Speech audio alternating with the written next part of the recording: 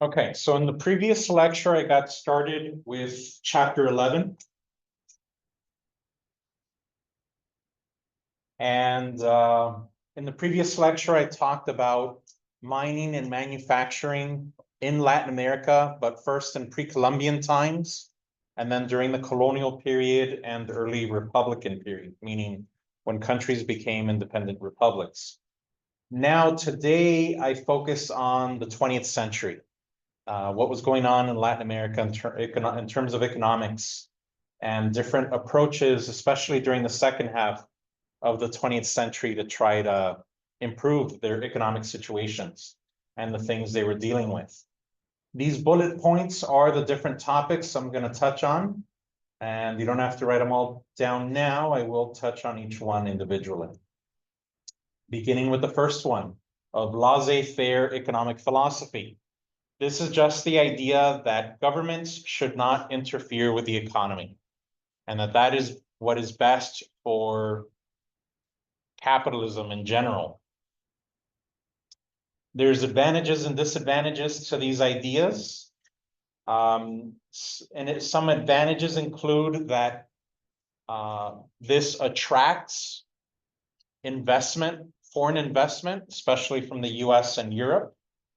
That it brings advanced production techniques, that it leads to the upgrading of infrastructure like roads and railroads and such, that this investment creates jobs, and that it even helped create a small middle class.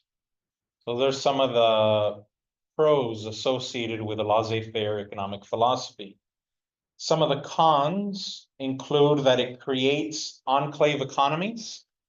We addressed enclave economies in last week's homework, where it's the idea of pockets, kind of economic pockets, instead of having integrated nationwide economies. Instead, you have these enclaves or economic pockets. This investment that came from foreigners would often intervene in the political affairs of the host countries. So you had those investors interfering in domestic policies and governments and sponsoring coups and etc. Threatening, militarily occupying these countries and so forth, in defense of what they would say are their business interests. And there were also often conflicts between management and labor, between the owners and the workers. This is also in the background that Latin American countries were countries that had economic protections in the form of things like tariffs. And increasingly throughout the 20th century, they were encouraged to, to have more of a free market, to have less of those protections like tariffs. And then now we're in the situation where we're reversing, like after encouraging them to become tariff-free, now we're the ones, threatening tariffs and building up those economic protections for our own country. So it's interesting dynamic there. There's a lot of overlap between these two ideas, core-periphery and dependency model. Core-periphery is this idea that there's a core economies in the world. And then you can also think of it as first world and third world, where you have the most advanced, the strongest economies, first world economies being the core, and then the periphery, the third world countries, being the periphery.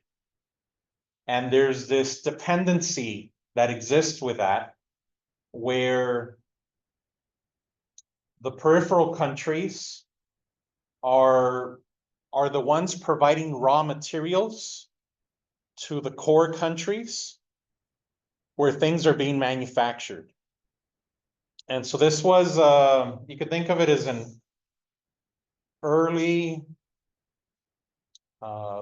maybe late 19th and first half of the 20th century model, where third world countries provide the raw materials. First world countries are the ones manufacturing. And then even selling those goods back to the third world. And so this was not good for the peripheral countries, in particular in Latin America. They didn't want to be dependent on first world countries, you know, to say, for example, have a ton of cattle only to sell the hides to the first world where they turn them into shoes and then buy the shoes real expensive when they come back. And so one effort to try to get out of this economic situation is import substitution industrialization. The goal of import substitution industrialization is to achieve internal industrial self-sufficiency. And so that is to stop importing everything and start manufacturing some of your own goods, some of your own products. And there was this in particular is something they were trying to do in the 1940s and 1950s. And they had these kind of steps where first they would try to make things like clothing, medicine, and food. Then they would move on to, and let's make sure I don't have it written. No, I don't. Then after that, they'd move on to consumer items like stoves and televisions.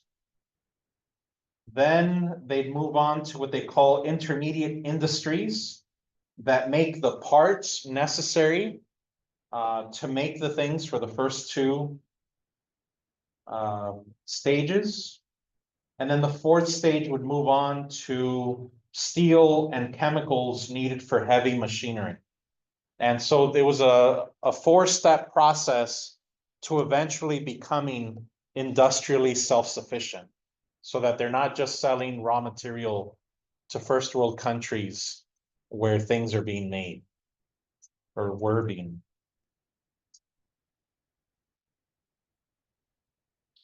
Another theory about what they could do to help improve their economies was to work with the growth pull model.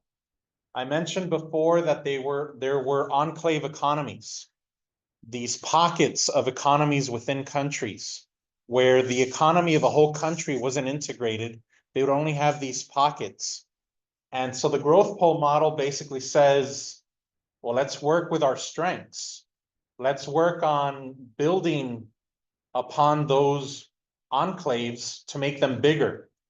And so the idea is you have a key industry, you have the associated industries, and if you keep investing into that pole, into that location, into that city, into that port, wherever the growth pole is, that eventually there'll be secondary growth poles that come out of that. And so that was a theory about, you know, kind of work with your strengths, to work with what you already have.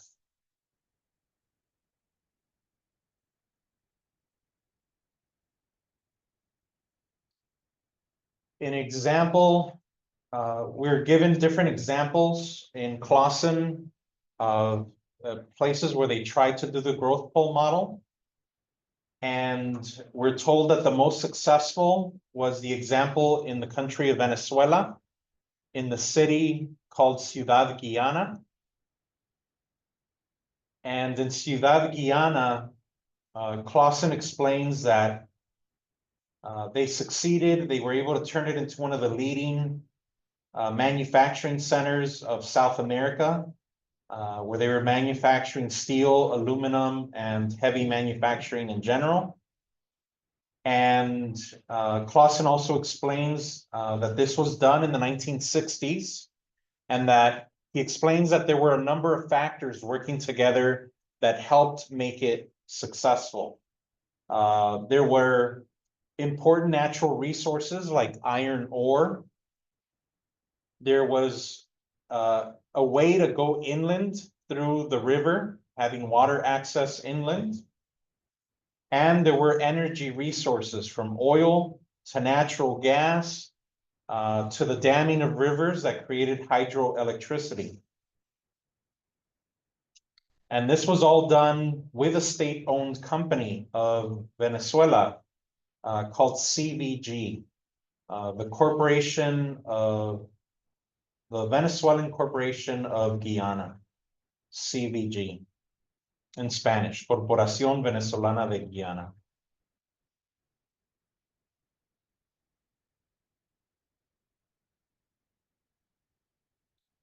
In this chapter, we're introduced to this concept of nationalization and as opposed to privatization.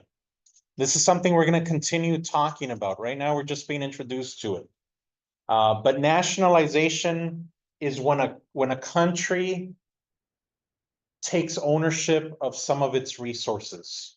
And so, it could be national parks, it could be the post office, it could be public schools and libraries. These are things that are run by the state for the benefit of the people of the country and are not for profit. They're not businesses. Now, sometimes the things that get nationalized, are things that we're used to thinking of businesses. And that's when a country thinks that something is so important for the benefit of its people that the government subsidizes it. And so that could be subsidizing food. It could be subsidizing public transportation. And so you can have like a state-owned bus system, state-owned railroad system, some state-owned subway system. It could even be a state-owned airlines.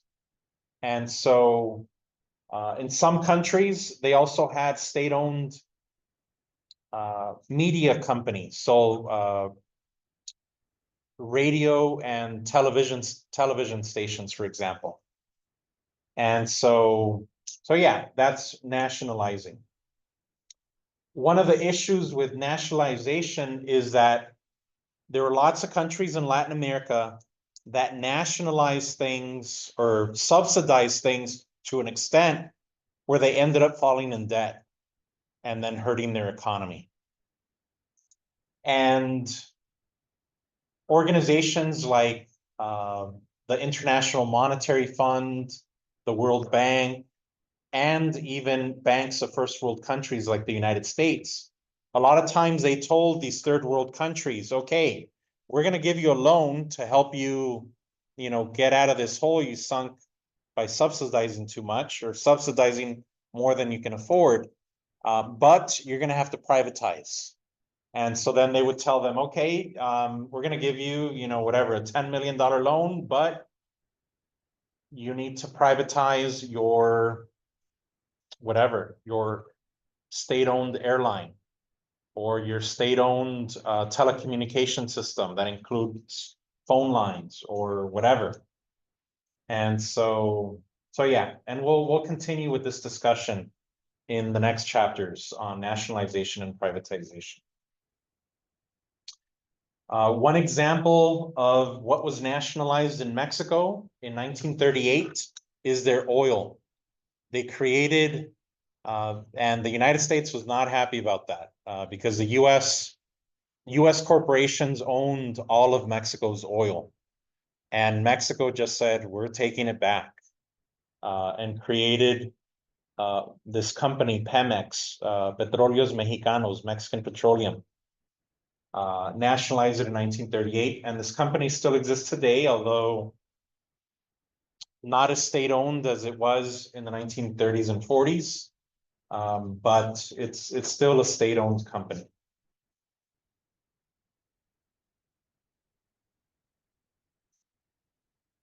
Next, economic theory. That was implemented in Latin America, really starting in the 1950s and 60s, is export, promotion, manufacturing. And so this is the idea of Latin American countries or third world countries in general, not just trying to become industrially self-sufficient so they don't have to import as much manufactured goods, but trying to do the opposite, trying to manufacture things there and export them to the first world. And so this began in Puerto Rico with Operation Bootstrap, where US companies went to Puerto Rico, built factories, and they had a lot of success initially in the 1950s. And these were also unionized jobs. So there was an improvement in the economy, there was employment. These were good paying jobs with basic labor rights. But export promotion manufacturing ended up gradually becoming instead a race to the bottom, where companies would then look for another place abroad to build factories where they wouldn't have to have unionized labor, then to another country where they would just move on to the next country where they would have cheaper labor, where they would have no labor protections, where they wouldn't, where they would give tax breaks, where they wouldn't have any environmental protections. And that's how eventually we get to China, manufacturing most of our things. And then, even beyond that, corporations moving their factories to other places. Once China became successful and started requiring more, then people move on to other countries in Southeast Asia where there's less, the same things, lower wages, less protection, less labor protection, places that even have slavery or child labor, no environmental protections, etc. And so it's this race to the bottom that unfortunately export promotion manufacturing ended up becoming. Starts with Puerto Rico's Operation Bootstrap, pretty good. But then I'll explain how Mexico ended up getting involved in this. Clawson does not do a good job of explaining any of this. And so I'll try to explain it. So Clawson introduces us to Maquiladoras. Maquiladoras are factories or assembly centers, but the Bracero program did not have any maquiladoras. And so that's confusing. And that's why students are confused by this. So maquiladoras are factories or assembly centers, but the Bracero program did not have any. So we'll start with that and then get to the maquiladoras. The Bracero program was an agreement between the United States and Mexico that started in 1942 during World War II, where the United States had a demand for labor, had a shortage of workers. And so they invited Mexican workers to come to the United States to work, especially in agriculture and railroads. Again, the Bracero program did not involve maquiladoras. Now, this program was only intended to be used during World War II, when it was used for agriculture and railroad building. But agriculture in particular liked the program so much that they lobbied US Congress to renew the Bracero program every year, year after year, way beyond the end of World War II in 1945, all the way until 1964. The Bracero program, when the Bracero program ended in 1964, that created an opportunity to create what Mexico created, and that was the Border Industrialization Program in 1965. That does include maquiladoras. That's where maquiladoras begin. And with the Border Industrialization Program, US companies could build factories or assembly centers on the Mexican side of the border. And it had to be within a certain distance of the border. I think it was like 10 miles, pretty close to the US-Mexico border. And then those companies, whatever they built there, could come back to the United States without having to pay tariffs. And so, but there were limitations. These factories had to have a certain percentage of Mexican ownership. I think it was 27% had to be, it had to have 27% of Mexican investment.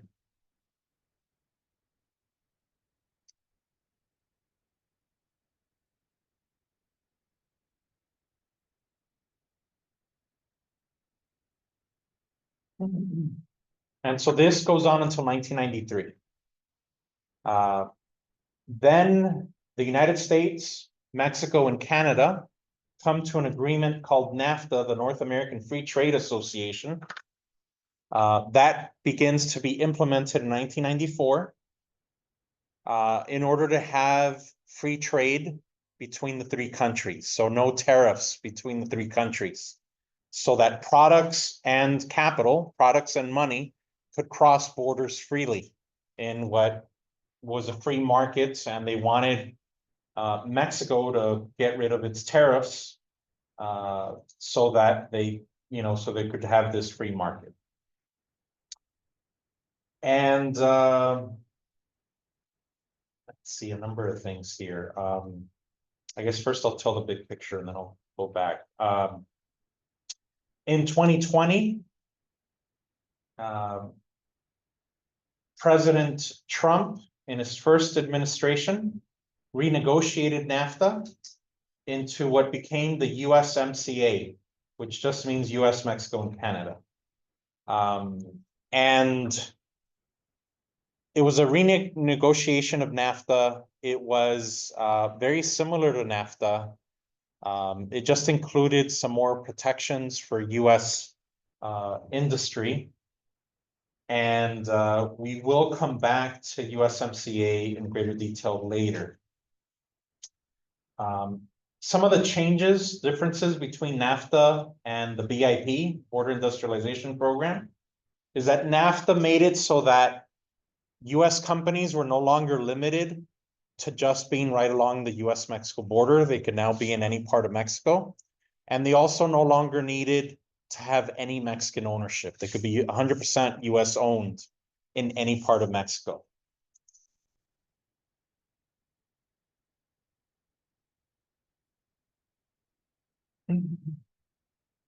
Some things about that came with NAFTA that are not talked a lot about. I'll just mention briefly, again, this topic we're going to come back to, is that NAFTA,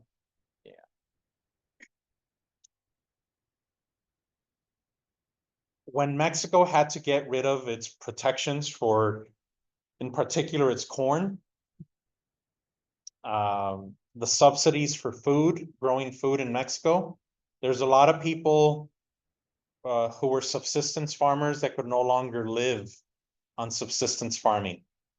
So they moved from rural areas to Mexican cities, and also from those rural areas to the US-Mexico border to work in the factories, where most of the factories were. But when they'd arrived to those factories would hire, I think it was 80% women, because they had this idea that women could be paid less, and that they were better at working with little things, assembling small products. And so these women were worked 24 hours a day. They had 3 shifts, 24 hours a day, shifts going. These women were bussed in and bussed out.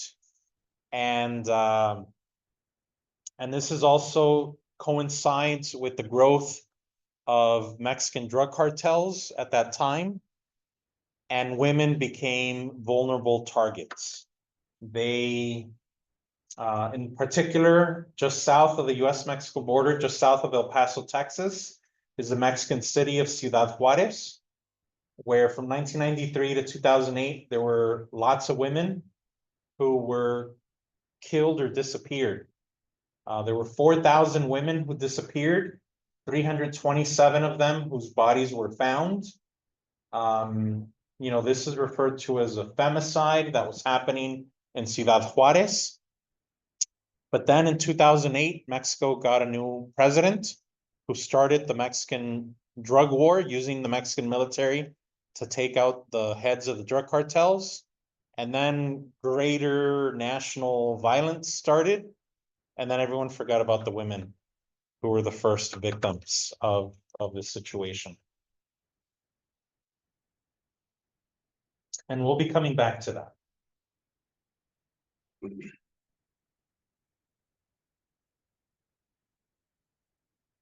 Well, I might have time for just a little bit, even if I revisit it later. These maquiladoras ended up becoming very important. They ended up exceeding tourism and oil as Mexico's leading source of foreign exchange earnings. The women, like I mentioned, in particular, women under the age of 25 became 80% of the workforce of these maquiladoras. Now, these families would lose their livelihood farming in rural areas. They'd move to the areas where there were maquiladoras hoping to find work, but only the women would find work. Then, NAFTA was in place at that time, which allowed the free movement of products and capital, but it didn't allow what other free trade agreements in other parts of the world, like the European Union, allow. And that's also the free movement of labor or people. And so we had a situation where in the 1990s, we had a lot of undocumented immigration coming to the United States from Mexico because there were a lot of unemployed men in these areas where the Mexican maquiladoras were in Mexico. So then the men migrate to the United States, but they're not allowed to. And so they do so illegally. And so we have a wave of undocumented immigration to the United States after NAFTA in the 1990s. Yes. Roughly what employment all of them is? I don't know. Yeah. But yeah, again, we're going to be touching on it more. But there were lots of factories, in particular in the Midwest, who left U.S. cities or left the U.S. for Mexico. And so there were lots of jobs that went to Mexico. And again, we're going to touch on this later, but it seems like, Mexico gained some jobs, but then lost many more jobs in the interior of the country. And then there were lots of people who weren't able to get jobs in those factories, and then they immigrate to the US illegally.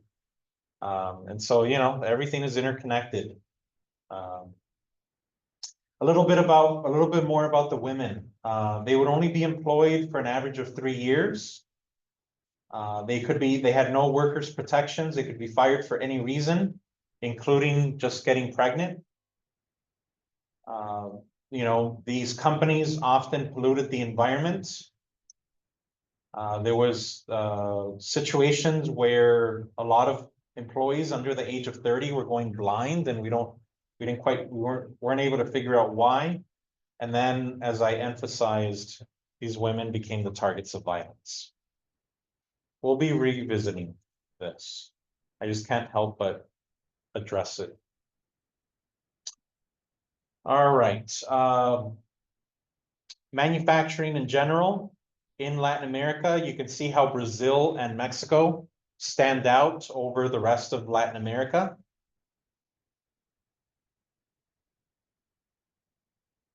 You see here the effects of the border industrialization project, and then NAFTA in the interior, in particular, the car industry in the interior of Mexico. A lot of vehicles that, we don't have any Mexican car companies in the US, but there are a lot of US and Asian car companies that build their cars in Mexico and then sell them in the US.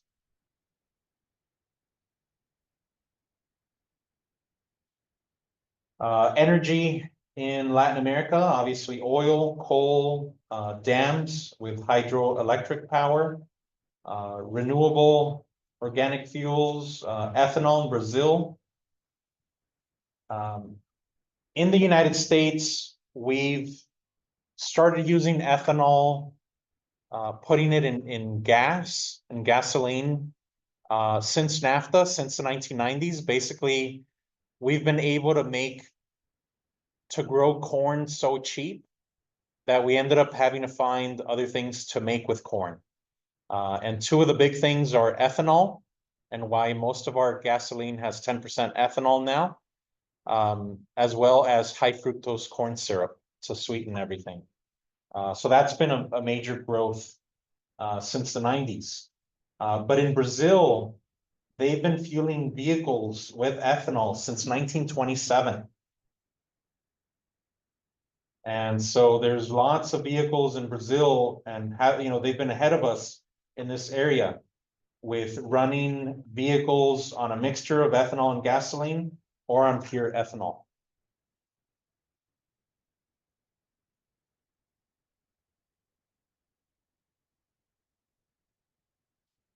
So as far as gas, petroleum, oil, and natural gas, Brazil, Mexico, and Venezuela are the top leaders.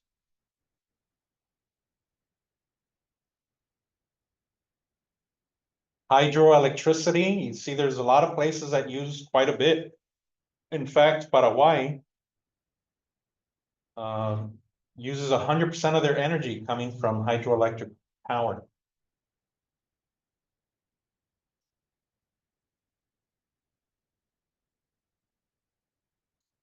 Tourism. So we have international tourism, that goes to, the cruise ships or the tourist locations like Cancun. And, there's advantages and disadvantages to that. Mexico gets the most international tourists of any Latin American country.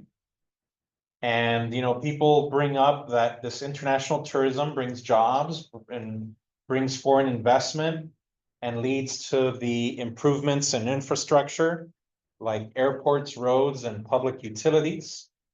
But the cons of this is that a lot of that money that gets generated by that tourism goes back to international corporations, not to people or companies or investors in Mexico itself or in these different Latin American countries. So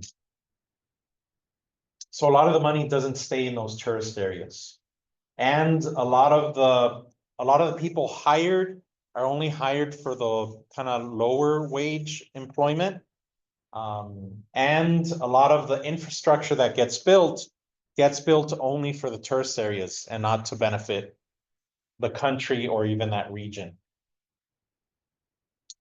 And in recent times, people have been coming up with more ecotourism, more sustainable forms of tourism that don't damage the environment and are more sustainable and more equitable.